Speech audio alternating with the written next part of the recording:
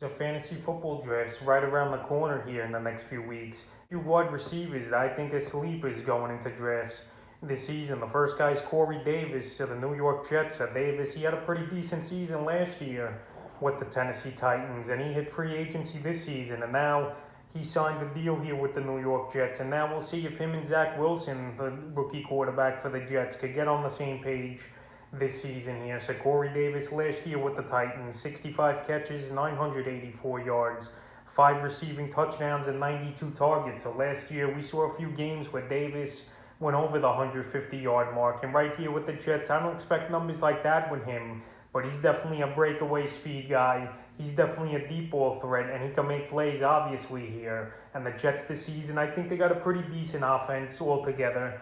You got a good receiving core with Davis, Jamison Crowder, Denzel Mims, and Keeneland Cole.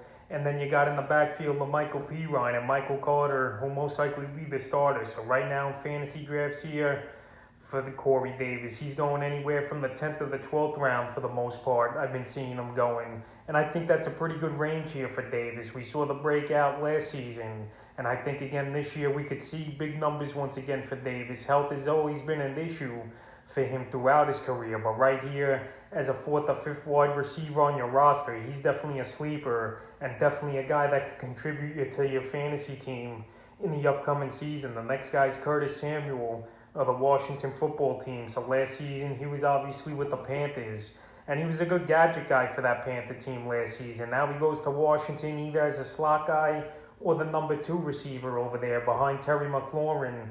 This is Curtis Samuel. So last season for Samuel, 200 rushing yards. Like I mentioned, they use him as a gadget and in some backfield packages when Christian McCaffrey was out. 2 rushing touchdowns, 77 catches on 97 targets, 851 yards and 3 receiving touchdowns. So pretty decent numbers for Samuel.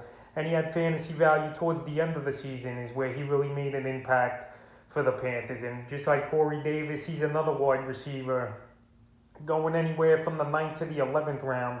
I've been seeing him going here in fantasy drafts. He got big money in the offseason here is Curtis Samuel. And now he's playing with a gunslinger, obviously, Ryan Fitzpatrick this season, where last season he played with more of a game manager in Teddy Bridgewater, even though we saw him a few times take some shots and sling it. But right here, they're projecting him 770 yards and 5 receiving touchdowns this season for Samuel. So right now is another wide receiver as your 4th or 5th option with a guy with potential breakout season once again here. I think Curtis Samuel is definitely a sleeper at the wide receiver position and a guy people aren't really paying attention to coming into the drafts. The next wide receiver is JaMarr Chase, the rookie for the Cincinnati Bengals. So Chase reunited with his college quarterback, Joe Burrow, from their LSU days. And JaMarr Chase, he's a great talent, no doubt about it.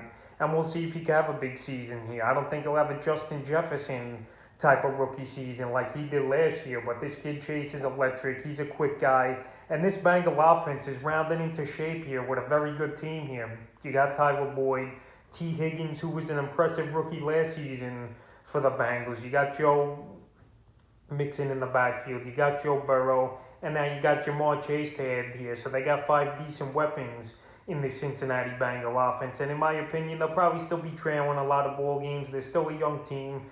They don't really have many players on defense here. And they're still in a tough division, obviously, with the Pittsburgh Steelers and the Ravens. So I think JaMarr Chase definitely could have an impact. And a wide receiver right now going about 5th to the 7th round range, I've been seeing him. But this guy definitely has potential to be a low-end number 1 wide receiver in fantasy or a high 2. And they're projecting him a pretty good season here for his rookie year. 980 receiving yards and 9 touchdowns. So I think Chase definitely is a good sleeper, even though people are paying attention to him coming into drafts. But I think he have a huge potential rookie year is Chase. The next receiver is Michael Pittman Jr. of the Indianapolis Colts. So Pittman Jr. in his rookie year last year, he showed flashes. I know he was injured too most of the season, but he ended the year 40 catches, 503 yards and a touchdown, and 26 rushing yards. But this season, if he's healthy, he's going to get more reps. He's going to be in there. And Frank Weiss likes him a lot in that offense here for the Colts. They got Carson Wentz under center. He's banged up already, but he should be ready for week 1. But I think Rivers and Pittman had a decent rapport. And obviously Phillip Rivers retired, so the Colts went the other way here with obviously Carson Wentz, but Pittman, he's an athletic receiver. He's a big guy, and he could get down the field with some breakaway and playmaking ability as well. And I think this season he could take many people by storm as Pittman and definitely be a good wide receiver with a potential breakout year as well. And right now, he's going later in those drafts, anywhere from the 12th to the 14th round. I've been seeing Pittman going. And right there, that's great value for a receiver with upside like him.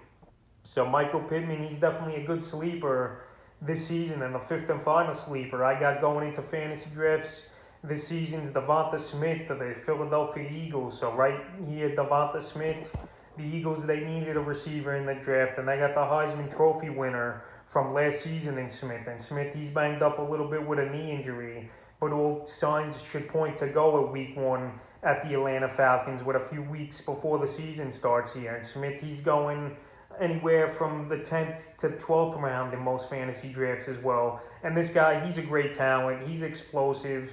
His jumping ability is ridiculous. And this guy could do it all, in my opinion. And he's got a pretty decent quarterback, too, in Jalen Hurts, who I think could have a big season here. This Eagle team, they got some electric guys on that offense, and I think they can make noise. And Devonta Smith, he's definitely a sleeper, in my opinion. The injury's setting him back just a bit, but they're projecting him 875 yards and 6 touchdowns. But I think this kid could have a huge year this year as Smith.